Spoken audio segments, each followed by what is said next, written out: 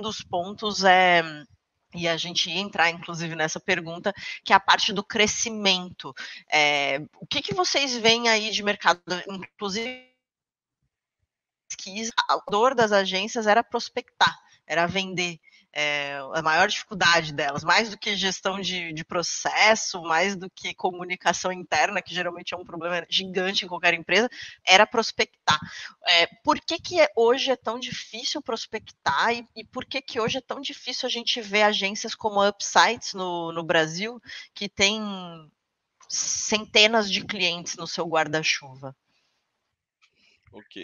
Ô, João, antes, desculpa, querido, eu vou ser obrigado a falar.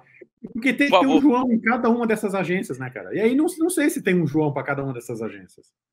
Eu acho que vale um comentário aqui, que não foi um dos destaques, porque a gente está focando muito aqui na parte de site, Elija, mas uma coisa interessante que me chamou a atenção, porque eu sou um gestor de agência, e lá tem, assim, uma das perguntas, fala a resposta que quais são as funções que o gestor executa fora a gestão da empresa. Eu acho muito interessante que não fala em nenhum deles é venda. Nenhum deles é venda. Então, qual é o ponto? Você não consegue passar, inclusive, essa cultura para a empresa se você você como gestor não fizer venda. E aí vale uma observação. Eu venho do mercado de offline de agência. Eu já trabalhei em agência off, em agências grandes do Brasil, e é impressionante. Nem elas não, elas é que deveriam ter, elas não têm vendedor. Então vive daquele negócio da indicação, do network. Isso é bom? Isso é bom. Mas qual é o ponto? Isso não escala. Ou melhor, não escala de maneira previsível, porque você pode até provocar as indicações, fazendo, aquecendo o seu network, mas primeiro você tem um teto muito baixo, que é a sua rede de influência direta, e o ponto é que você não consegue controlar quem vai vir ou não. Então, acho que um ponto importante da questão da não ter prospecção, eu acho que é viver nessa cultura de indicação. E o segundo ponto muitas vezes a agência não tem essa ambição de crescer, ou não tem a visão de que aquela carteira dela ali, ela pode simplesmente sair por uma questão sazonal, por uma mudança de mercado, como uma pandemia que, por exemplo, quem atendia talvez muito varejo físico em suas agências, viu uma queda brusca. Por exemplo, a Upsides viu um crescimento absurdo no nosso primeiro ano de pandemia. Não que a pandemia tenha sido bom, mas comercialmente foi muito interessante, porque a transformação digital veio à força aí para todo mundo, então não tem muita escolha. Mas eu acho que quando ele for falar mais sobre essa questão do aumento de demanda, eu acho muito importante. Muito importante ter mais ainda os processos e também cuidar das vendas.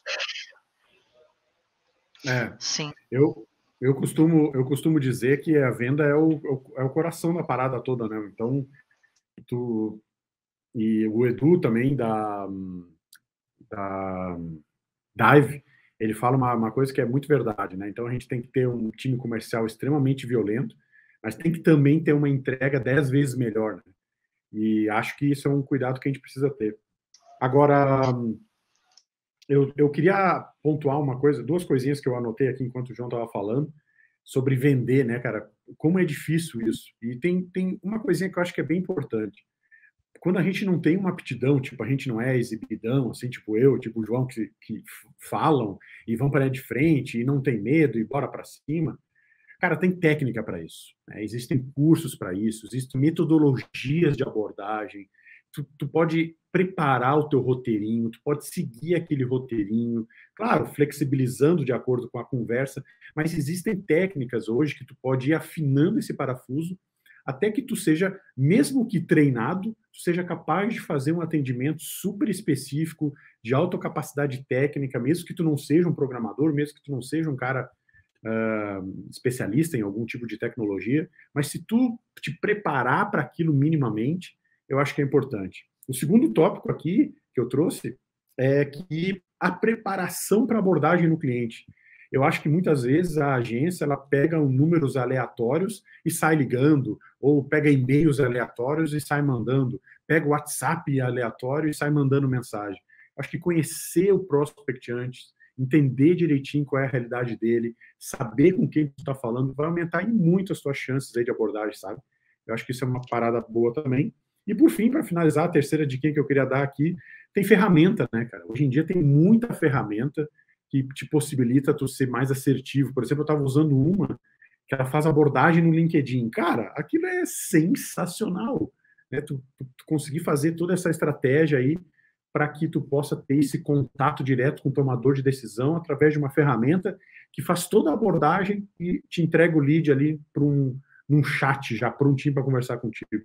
Então, é isso. Eu acho que só complementando aí o que o João disse brilhantemente, técnica, uma venda consultiva e ferramenta, isso, cara, potencialize muito, mesmo para aqueles que não dominam a arte da venda, sabe?